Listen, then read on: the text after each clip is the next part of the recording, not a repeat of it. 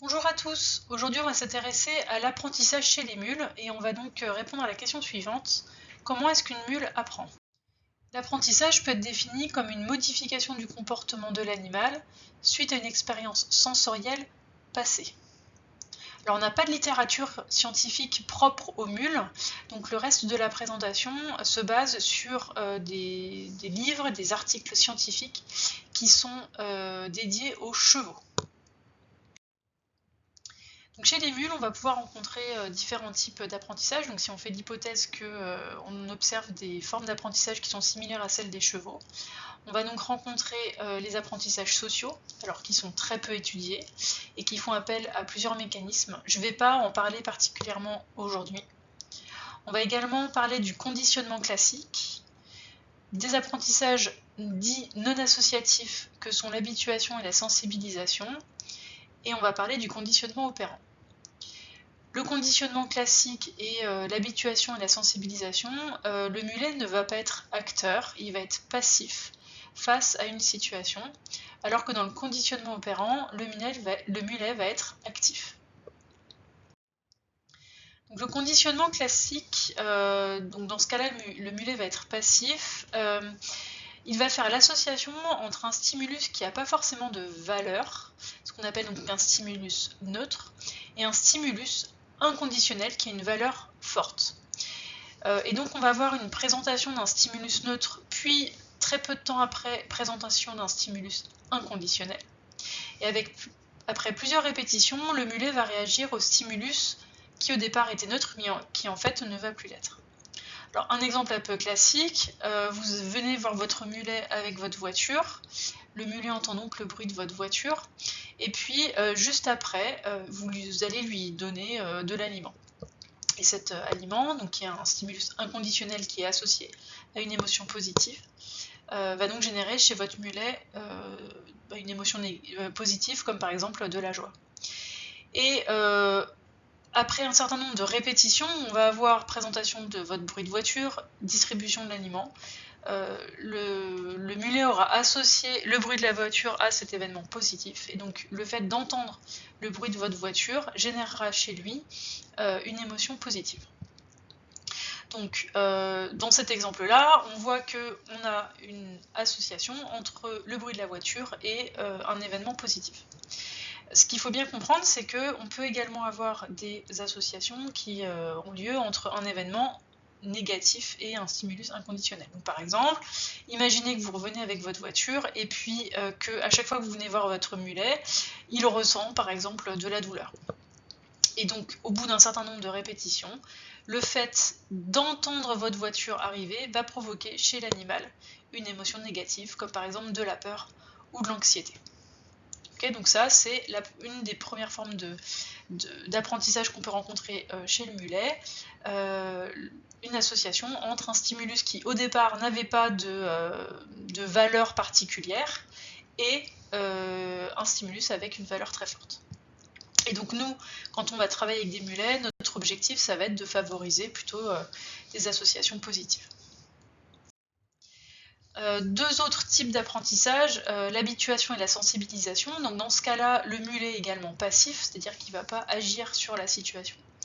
L'habituation, c'est lorsque, imaginez vous avez un stimulus qui est présenté au mulet, par exemple un bruit très fort, et bien au fur et à mesure que ce stimulus va se répéter, le mulet va y répondre de moins en moins jusqu'à ce qu'il soit complètement indifférent. Donc ça, c'est ce qu'on appelle l'habituation.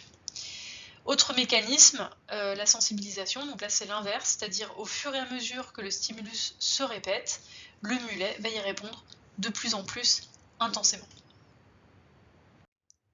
Autre type de conditionnement, autre type d'apprentissage, le conditionnement opérant. Donc cette fois-ci, le mulet va être acteur, il va opérer sur son environnement, donc c'est pour ça qu'on parle de conditionnement opérant. Le mulet va donc apprendre en fonction des conséquences de son propre comportement. Il va apprendre par essai-erreur à réagir face à un stimulus. Donc là, on a deux processus qui entrent en jeu, ce qu'on appelle le renforcement. Le renforcement qui va augmenter la probabilité ou la fréquence qu'un comportement se reproduise. et la punition qui diminue la probabilité ou la fréquence qu'un comportement se reproduise. Donc on a bien deux processus, le renforcement qui est associé à une augmentation de la probabilité et la punition qui est associée à une diminution de la probabilité que le mulet propose de nouveau le comportement. La conséquence de tout ça va être liée à l'ajout ou au retrait de quelque chose. Donc là, quand on va ajouter quelque chose, on va parler de positif.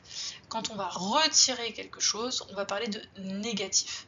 Donc là, il s'agit bien d'arithmétique, il n'y a pas de valeur positive ou négative. Ajout, lorsqu'il y a ajout, on va parler de renforcement ou de punition positive, et lorsqu'il y a retrait, on va parler de renforcement ou de punition négative.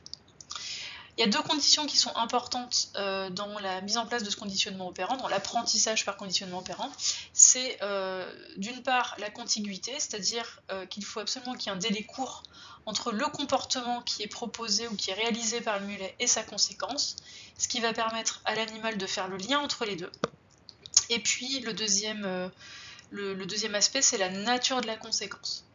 Le mulet apprendra d'autant plus vite et d'autant plus efficacement, on va dire, si la conséquence a une valeur importante. Donc notre mulet, en fonction de la conséquence de son comportement, il va être motivé à le reproduire, donc à recommencer, à reproposer ce comportement, ou alors pas du tout. Alors, si on prend le renforcement qui en gros va augmenter la probabilité que le mulet reproduise ce comportement, donc je vous ai dit tout à l'heure qu'il peut y avoir deux conséquences.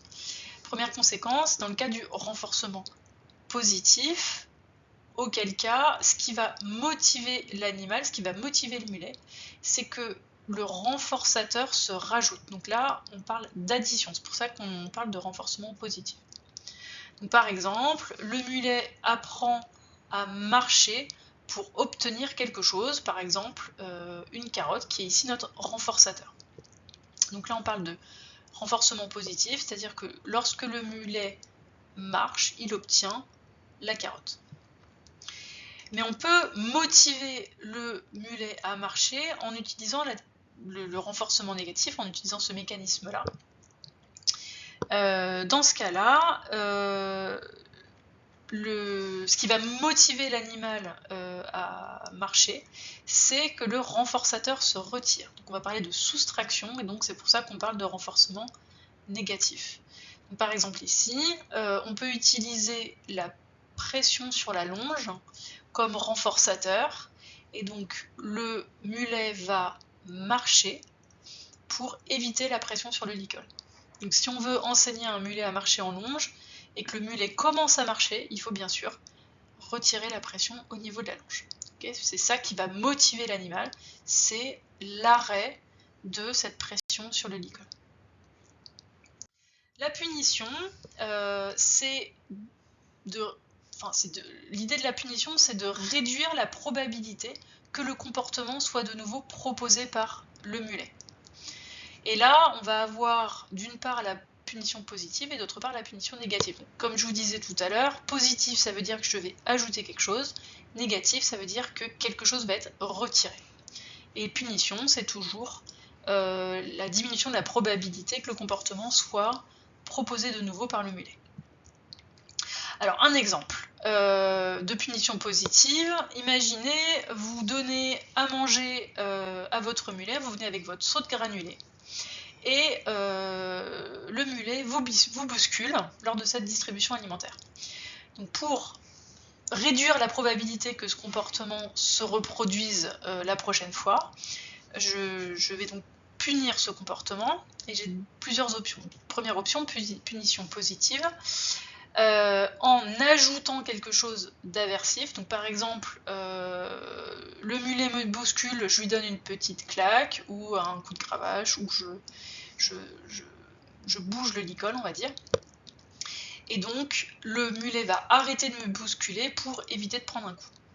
C'est la première possibilité. Punition négative, ce qui va motiver l'animal, c'est que ce qui motive l'animal à arrêter le comportement, c'est lorsqu'on retire ce que désire l'animal. Donc là, je lui donnais un seau de granulés, donc c'est quelque chose qui est désiré par l'animal. Si le mulet me bouscule lorsque je m'apprête à lui donner ce seau de granulés, je retire le seau. Et donc le mulet va arrêter de me bousculer pour éviter de perdre sa nourriture la prochaine fois. Okay ? Donc renforcer, ça signifie augmenter la probabilité. Punir, ça signifie réduire la probabilité. Et à chaque fois, je peux soit ajouter, soit retirer quelque chose. Alors on va prendre un exemple, parce qu'en fait, maintenant que vous avez compris ces différents mécanismes, c'est indispensable de comprendre ce qui se passe dans la tête du mulet et de se demander, dans toute interaction, est-ce que le mulet est en train d'apprendre ce que je souhaite lui enseigner? Alors, par exemple, ici, on veut faire marcher le mulet, donc on lui dit on y va, et on commence à mettre une pression sur le licol. Et cette fois-ci, notre mulet ne bouge pas, il reste immobile. J'augmente la pression sur le licol, le mulet s'immobilise, résiste, voire il recule. Ce qu'il ne faut surtout pas faire, c'est relâcher la pression. Et relâcher la pression en allant vers le mulet qui ne bouge toujours pas. Pourquoi on évite de faire ça? Parce qu'en fait, dans ce cas-là, le mulet apprend que s'il résiste, la pression s'arrête. Et ça, c'est plutôt chouette. On voit que le personnage a demandé au mulet de venir, donc c'est une autre demande, et là le mulet approche. Si la personne lui donne une récompense alimentaire, le risque c'est que le mulet apprenne à résister, puis à s'approcher en vue d'obtenir une récompense alimentaire. Donc dans notre cas, donc là, voilà, le mulet se dit, si je résiste, la pression s'arrête, et après, si je vais vers le bipède, j'ai une carotte. Donc ça, c'est un exemple qui nous dit que dans cette séquence, l'entraîneur a renforcé la résistance du mulet à la pression. En gros, il a augmenté la probabilité que la prochaine fois où il fait cette demande au mulet, le mulet résiste de nouveau. Comment est-ce qu'il a fait ça? En fait, il y a deux phénomènes. Déjà par renforcement négatif, c'est-à-dire qu'il a arrêté la pression sur le licol malgré l'immobilité. Et puis ensuite, il a donné une carotte. Donc la prochaine fois, le mulet résistera et cette résistance augmente à la fois en termes de probabilité et en termes d'intensité. Donc c'est très important en fait dans toutes les interactions pour les entraîneurs de à chaque fois se poser la question de qu'est-ce qu'on est en train d'enseigner au mulet. Donc en conclusion, une mule va apprendre tout le temps. Donc toute situation est source d'apprentissage et toute interaction avec l'humain est source d'apprentissage. Ça c'est très important d'en avoir conscience, que l'apprentissage c'est tout le temps et dans tous les endroits, dans toutes circonstances. Là je vous ai présenté les différents mécanismes d'apprentissage, bien sûr ils peuvent se combiner. Et donc, il est indispensable d'analyser la situation du point de vue de la mule. Alors, vous avez remarqué, à chaque fois, je dis ça à la fin de mes petites vidéos, mais c'est vraiment indispensable de bien se poser des questions et d'essayer d'analyser cette situation du point de vue de la mule. C'est indispensable également d'identifier quels sont les mécanismes d'apprentissage qui sont en train qui entrent en jeu, en fait, au moment de l'interaction. De bien identifier ce qu'elle a compris et ce qu'elle a appris pour pouvoir derrière s'adapter et donc adapter nos gestes à ces réactions pour que l'animal ressente des émotions positives. Donc on va favoriser l'apprentissage des gestes qui correspondent à nos objectifs d'entraînement. Donc c'est très important au départ de se demander quel est le geste que je souhaite enseigner à mon animal, comment j'y arrive, quels sont les mécanismes d'apprentissage sur lesquels je vais me baser, et ensuite s'assurer que ce qui est appris par l'animal correspond bien à ce qu'on avait prévu ou pas.